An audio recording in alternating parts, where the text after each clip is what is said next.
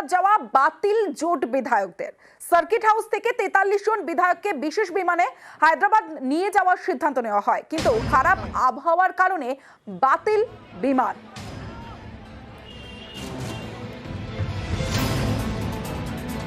তারপর একটা গাড়ি বেরোচ্ছে এবং সেই গাড়িতে জেএমএম এর যে বিধায়করা, সেই বিধায়করা সার্কিট হাউসে যাদের রাখা হয়েছিল, দলের তরফ থেকে যেটা বলা হচ্ছে যে 43 জন বিধায়ককে এখান থেকে সরিয়ে নিয়ে যাওয়া হচ্ছে। 5 জন বিধায়ক তারা থাকছেন এবং তারাই এখানে রাজ্যপালের সঙ্গে বিভিন্ন রকম আলোচনা সারবেন।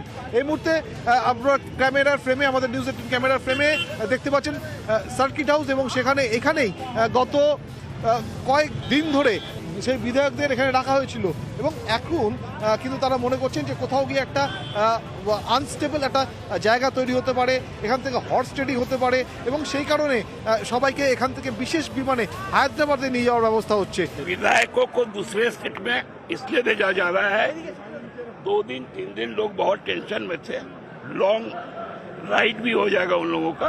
ये यहाँ पर 2.5 साल से चल रहा है मिशन लोटस। ये आदिवासी का बच्चा है, शिबू सोरेन का बेटा है। हम किसी भी तरह से झुकने वाले नहीं हैं। এই মুহূর্তে এমএলএরা এক এক করে বেরোচ্ছেন এবং বিভিন্ন গাড়িতে এবং তাদের বিমানবন্দরে তারা যাচ্ছেন এবং বিমানবন্দর থেকে রাঁচি বিমানবন্দর থেকে তারা চলে যাবে সরাসরি হায়দ্রাবাদ।